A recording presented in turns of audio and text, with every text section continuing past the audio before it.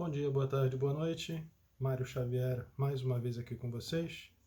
E vamos agora falar sobre o que foi essa final do Mundial de Clubes, né? Azul é a cor do mundo e parabéns ao Chelsea, campeão da primeira Copa do Mundo de Clubes. O Chelsea acabou com isso, se tornando o clube no mundo que foi campeão de todos os troféus que ele já pôde disputar em sua história. Né? Eu até tinha falado isso aqui no vídeo antes da final. O Chelsea ele é campeão da Champions League, ele é campeão da Europa League, ele é campeão da Conference League, né? Que foi o torneio que ele ganhou nessa temporada agora que passou. E aí, campeonato inglês, seja na época quando era ainda campeonato inglês e agora no molde Premier League, tem lá a Supercopa da Inglaterra, tem a Supercopa da Europa, tem Recopa, enfim, todos os troféus que ele poderia pensar em ganhar e que ele disputou, ele realmente conquistou e culminou agora com esse troféu da primeira Copa do Mundo de Clubes. O que realmente é o mais surpreendente é que ele praticamente quebrou a banca, né? Quem fez lá a sua apostinha, que fez a sua fezinha no Chelsea, conseguiu arrancar um bom dinheiro das bancas de aposta, porque ninguém esperava. Tirando os torcedores do próprio Chelsea, vamos falar a verdade, com certeza a crônica esportiva em massa, alguns diziam que ia dar jogo, eu também particularmente achava que ia dar um pouco mais de jogo, seria um jogo até interessante, mais emocionante, mas nunca imaginei que o Chelsea estaria no primeiro tempo fazendo 3-0 em cima do PSG. Até foi uma frase engraçada do Paulo Andrade, narrador do Sport TV, por onde eu assisti o jogo. Ele falou que muita gente certamente esperava o placar de 3-0 ao contrário, né? A favor do PSG. E assistindo a partida, a impressão que dava é que o Chelsea estava tendo o seu dia de PSG, porque funcionou muito bem, o jogo coletivo do Chelsea foi muito bom, a marcação foi excelente, o PSG, de uma certa forma, não conseguiu produzir rigorosamente nada, e o pouco que produziu, aí eu vou também usar aqui uma frase de um outro narrador lá do Sport TV, o Dandan, que o goleiro do Chelsea estava pegando até sinal de Wi-Fi, porque as bolas que foram no gol, ele foi lá e fez defesas bem seguras, bem contundentes, e não deu realmente brecha para que o PSG tentasse uma reação. E curioso, né? Tô vendo aqui os números do jogo. O PSG teve 67% de posse de bola, mas foi aquela posse de bola não tão produtiva, não tão efetiva. Foram 8 chutes, 8 arremates, né? Sendo 6 deles no gol, ou seja, foi até uma quantidade bacana comparada à quantidade de chutes com a quantidade de chutes ao gol, mas o James, né, estava lá e segurou a onda do Chelsea, manteve o placar em 3-0, não deu realmente sopa para o azar, e o Chelsea, por sua vez, com 10 chutes, 5 deles no gol, ou seja, a metade, e 3 deles foram para dentro da casinha. Destaques principais para o Cole Palmer, que a FIFA acaba fazendo essas coisas assim, colocou ele como o melhor jogador da competição. Eu particularmente não achei isso, o Cole Palmer fez. Se fosse o melhor jogador da partida, ok, concordo plenamente, para mim foi o melhor jogador da partida, fez 2 gols, deu um passe para o João Pedro fazer o terceiro, então foi o dono do jogo, mas dizer que ele foi o melhor jogador da competição aí já foi um pouquinho, passou um pouco da conta aí. Acredito que outros jogadores tiveram atuações melhores ao longo da jornada e poderiam ter sido escolhidos aí o melhor jogador da competição. Mas é aquela história, a FIFA acaba premiando quem ganhou ou o time que ganhou, né? E como o Cole Palmer fez lá, só faltou fazer chover no último jogo, ficou lá com o troféuzinho dele de melhor jogador. Ainda falando do jogo, o PSG, curiosamente, no início da partida, teve lá uma chance de uns 2 ou 3 gols com o Kvaratskhelia e com o Dembélé. Acabou não acontecendo, né? Mais uma vez ali intervenções do goleiro do Chelsea. E a partir dali, quando o Chelsea consegue encaixar os seus contra-ataques e dar as espetadas no PSG, abre o placar com um belo chute, colocadíssimo, muito bem, muito bom o arremate do Palmer. Ali deu uma desestabilizada no PSG e dali foi meio que ladeira abaixo, porque aí o Chelsea começou a se aproveitar ainda mais das brechas que o PSG vinha dando para ele e só foi ampliando o placar. Eu, particularmente, quando eu vi que estava 3-0, gente, tem alguma coisa errada nisso aqui. Mas méritos do Chelsea, né? Soube jogar o jogo, soube dificultar o jogo coletivo do PSG, né? Como eu falei, nomes do Dembélé, Kvaratskhelia, o Vitinha, que é meio que o pulmão ali daquele meio campo, né? Pulmão e cérebro do meio campo do PSG. Pouco fez na partida, foi quase que uma figura inoperante. Não teve destaque nenhum e isso pesou muito. O Nuno Mendes, lateral português muito bom também do PSG, uma figura meio que nula, talvez a pior partida dele na competição inteira. E isso, essas atuações ruins de alguns jogadores do PSG, jogadores importantes, acabou prejudicando muito o jogo coletivo do PSG. Eu acredito que se jogasse mais meio tempo ali, não sei se o PSG conseguiria fazer um golzinho e tentar voltar para a partida. Então o Chelsea aí consegue essa brilhante conquista, pinta aí o mundo do futebol de azul, né? E vai esses jogadores, que é um time muito jovem, né? A média de idade é 24 ou 25 anos, vai grandão para essa temporada agora, que vai se iniciar agora a partir de agosto, né, na Europa, vai grande para a disputa da Champions, vai grande para a disputa da Premier League. A gente pode, se o time não perder essa pegada que teve principalmente nesse último jogo, ele vai dar trabalho aí para os grandes europeus, tanto dentro de casa, né, com relação a Liverpool, com relação a Manchester City, a Arsenal. Vai ser uma Premier League provavelmente bem interessante, como vem sendo as competições na Inglaterra. E a Champions League, com esse novo formato de liga aí, pode ser que o Chelsea vá bem também e faça uma grande surpresa, assim, porque é um time novo.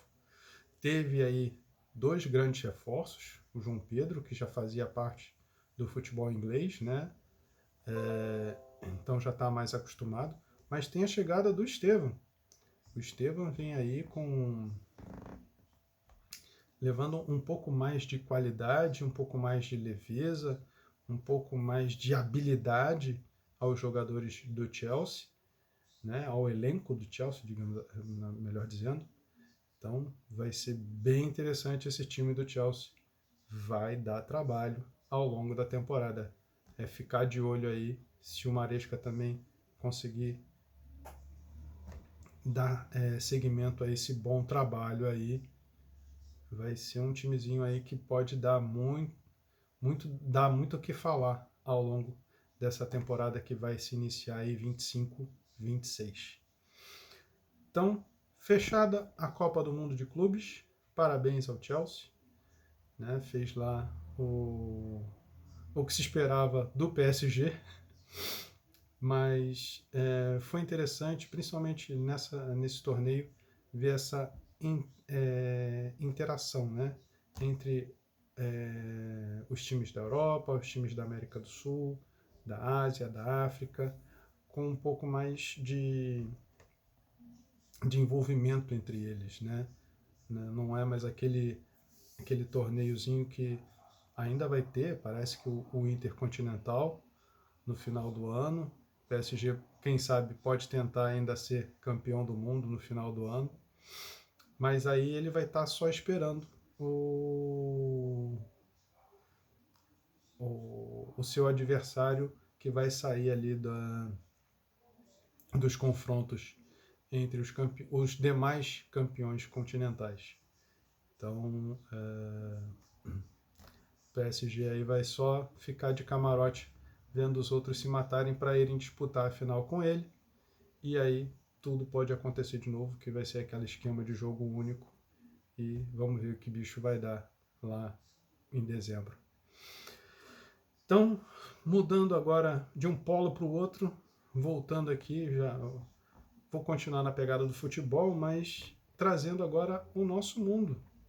Vamos de Brasileirão, que foi retomado aí com alguns jogos no final de semana.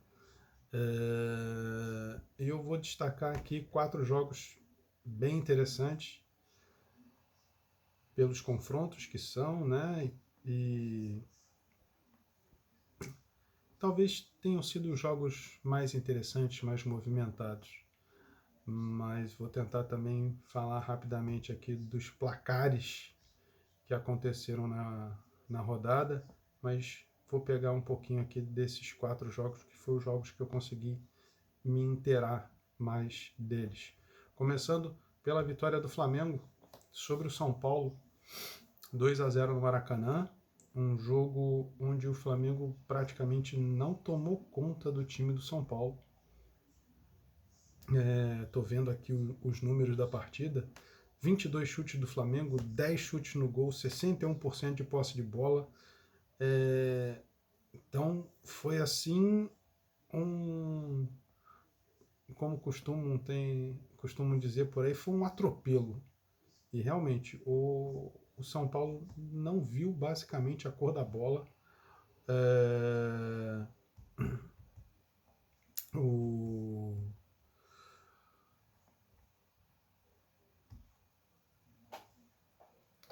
Foi amplamente dominado pelo time do Flamengo. Gerou isso até uma certa polêmica, né, na entrevista coletiva do Crespo, dizendo que ele dava graças a Deus porque não teria que enfrentar novamente o Flamengo no Maracanã. Tamanha a superioridade do time do Flamengo ali sobre o tricolor paulista. Mas o ponto, acho que mais alto, além da vitória do Flamengo e da forma que foi acachapante, foi a entrevista do técnico Felipe Luiz, que comentou ali sobre a situação do afastamento do Pedro dessa partida e principalmente o tom, né, a forma como ele expôs toda a situação de indisciplina do camisa 9 rubro-negro. Eu até acho que ele subiu sim um tom um pouco acima da média, mas aquela história, vamos nos colocar na situação dele, né? Você que é líder, você que é chefe de algum setor, você que tem os seus funcionários ali, se você descobre que o seu funcionário está fazendo corpo mole, que não está trabalhando direito e principalmente que ele está debochando de toda uma situação. Óbvio, existem pessoas e pessoas, as formas de agir e de lidar com as situações. Eu, por exemplo, eu sou um cara muito tranquilo, talvez eu não agiria no mesmo tom que o Felipe agiu. Mas entendo o tom dele, porque tem pessoas com temperamento um pouco mais explosivo, né? Que vão guardando as coisas, mas quando soltam assim, botando tudo para fora. Então, talvez tenha, e pelo que ele conversou, não, pelo que ele se posicionou, da forma como ele se posicionou na entrevista coletiva ali, foi mais ou menos isso que aconteceu. Ele veio suportando as situações, como ele falou, que já não era de hoje que o Pedro vinha demonstrando ali esse desinteresse, digamos assim, nas atividades, né? E quando ele explodiu que nem uma bomba sem tomar conhecimento. Aparentemente ele tem respaldo do grupo, foi uma cobrança até do grupo em relação a ele para com o Pedro, e também com certeza aí respaldo da diretoria. Então, ver agora como é que o Pedro vai reagir. Isso já teve repercussões. Hoje diz que o Pedro se reuniu com os jogadores, né, com o elenco, as portas fechadas, sem a presença do Felipe Luiz, e pela fonte do GE, né, o que chama a atenção para mim foram 2 pontos ali muito importantes.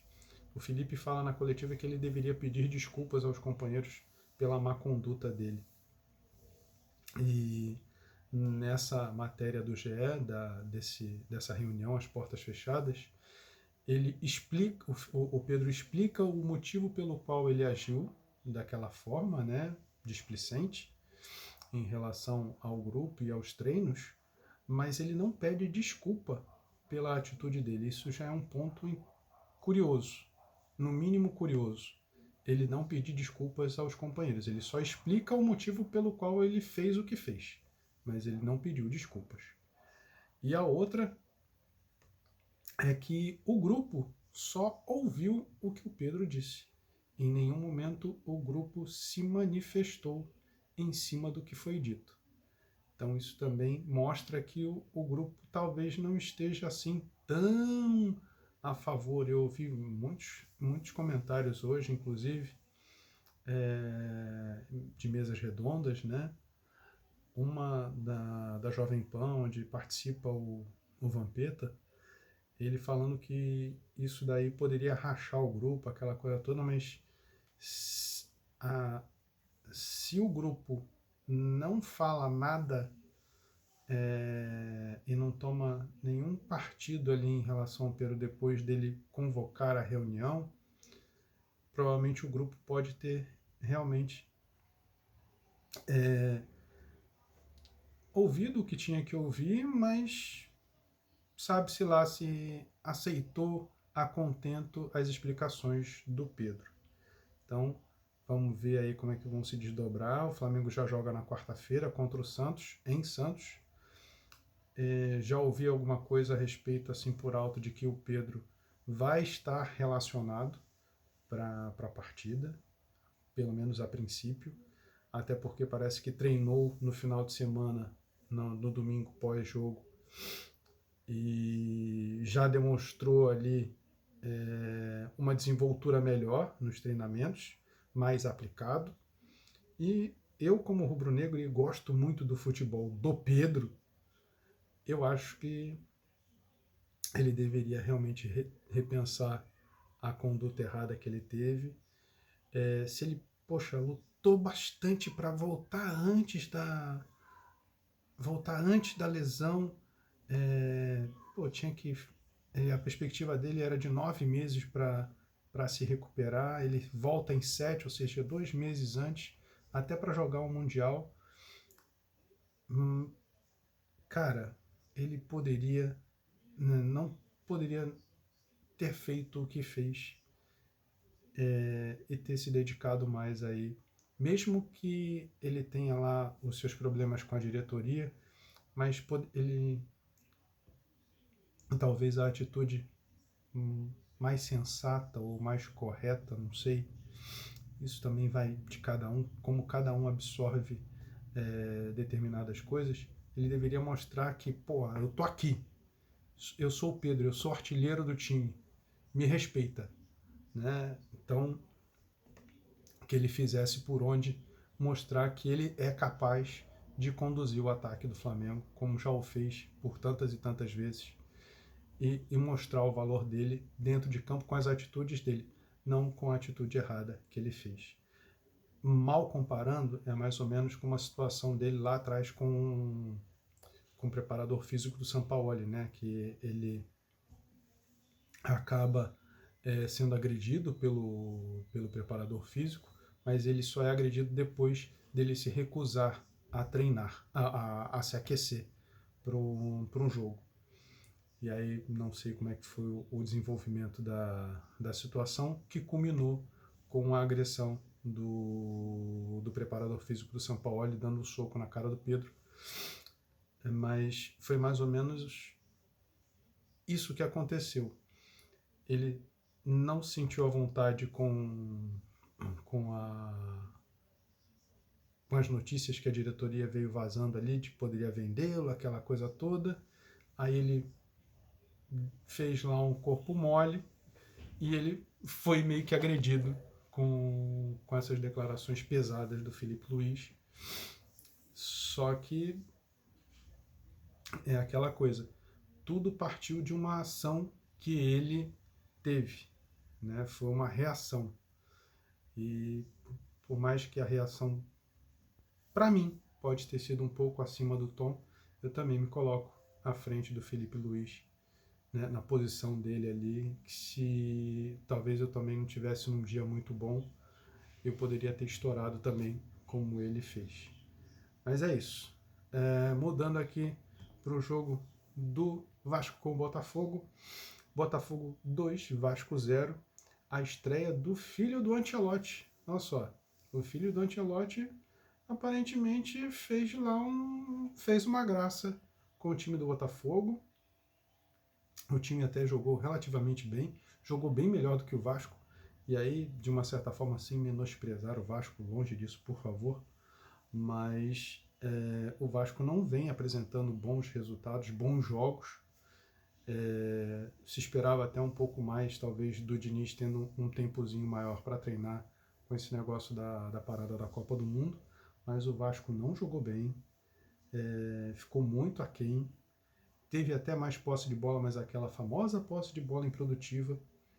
Então,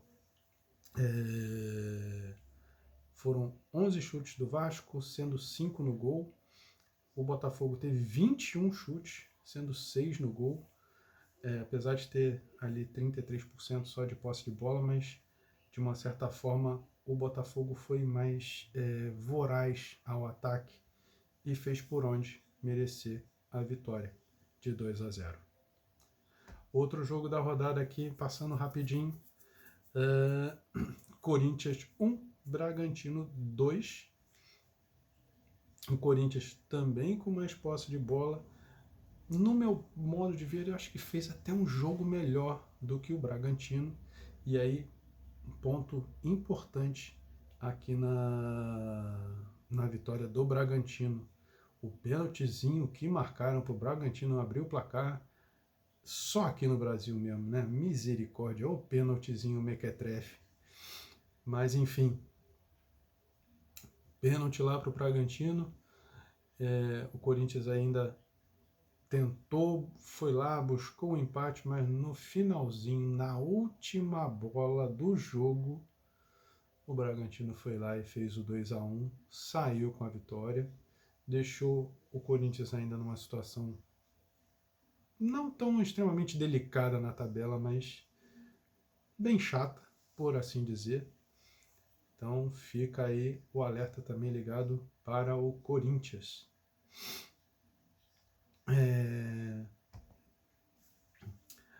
O Cruzeiro do Leonardo Jardim, que com esse tempinho aí também, que parece que foi o time que aproveitou melhor o tempo que teve para treinar nessa parada aí da Copa do Mundo. Voltou com tudo, fez 4-1 no Grêmio, não tomou assim meio que conhecimento do Grêmio, né? Destaque para o Caio Jorge, que fez um hat-trick, né? Fez 3 gols lá.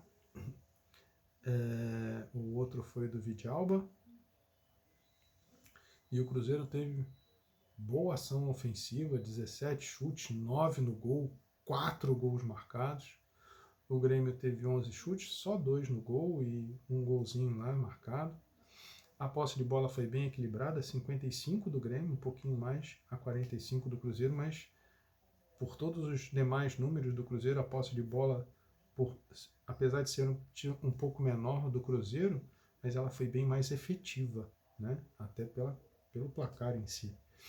Então o Cruzeiro faz ali esse placar bem elástico, bem consistente. E aqui eu estou pegando os demais resultados e vou falar aqui rapidinho, só pegar uma volta aqui no Mundial de Clubes, que eu esqueci. Era pelo menos para ter sido uns 4-0 para o Chelsea, porque o VAR da partida devia estar vestindo a camisa do PSG, porque não deu um pênalti do Beraldo no... Quem foi? Ai, vai me fugir o nome do jogador do Chelsea agora. Que o cara, no primeiro lance, quando mostra o lance por trás, que era até a visão do juiz, parecia uma disputa de jogo, mas quando mostra o ângulo pela frente, o cara puxa a camisa do jogador do Chelsea. Cara, dentro da área, pênalti, meu amigo. O VAR tá lá para isso. E seria uma cachapante 4-0 a favor do Chelsea, que deixaria, acho que a derrota do PSG ainda pior do que ela foi. Então, acho que só para colocar esse parênteses aqui, pior do que a atuação do PSG, fraca foi a atuação do juiz também e do VAR, que não marcaram esse pênalti claríssimo, na minha opinião, a favor do Chelsea. Tá? E aí, só voltando aqui, os placares ainda de outros gols, que eu também não vou poder falar muito, porque eu não assisti muito bem. Vitória do Internacional no apagar das luzes, pelo que eu vi, sobre o Vitória, 1-0. O Bahia também, que foi uma vitória igualmente igual de Inter e de Bragantino, no apagar das luzes. Destaque para o Hulk, parece que fez um gol olímpico nesse jogo, mas Bahia 2, Galo 1, o Bahia com uma camisa comemorativa ao filme do Superman, que tinha até símbolo e tudo do Homem de Aço ali, e o tricolor baiano foi lá e fez, espantou a Kryptonita, fez 2-1 no Galo e garantiu ali mais uns pontinhos para seguir firme na parte alta da tabela. Destaque aí também para uma notícia agora interessante que eu acabei de ver no GE. Ceará 1, Fortaleza 0 e cai aí o Vojvoda, rapaz. Vojvoda que já vinha há muitos anos à frente do Fortaleza, não resistiu mais essa derrota e está demitido do Fortaleza. Tá? Aqui eu vou até depois colocar lá no link da descrição com créditos a matéria sobre a demissão do Vojvoda. Vojvoda aí fora do Fortaleza. Uma pena, porque ao longo dos anos vinha extraindo muito desse time, desse elenco do Fortaleza, e esse ano realmente alguma coisa meio que se perdeu ali, ele não errou totalmente a mão, o time está totalmente perdido. E pena para o Fortaleza, perde um bom treinador, mas que essa temporada realmente ele não se encaixou, não se achou. E está tendo um jogo hoje, Juventude e Sport, em Caxias do Sul, e pelo que eu estou apurando aqui na internet, tá 1-0 para o Juventude, né? O jogo deve estar quase caminhando para o seu final, começou às 8 horas, vai acabar lá pelas 10, então tem mais ou menos uma meia horazinha de jogo aí, mas vai ganhando o Juventude. Então o Brasileirão voltou e agora vou seguir aqui falando de futebol, dando aqui as minhas impressões de alguns jogos que eu venho a assistir, né? Outros vou só dar uma pincelada rápida e falar um pouco do que eu acho de cada partida. E é isso, meus amigos.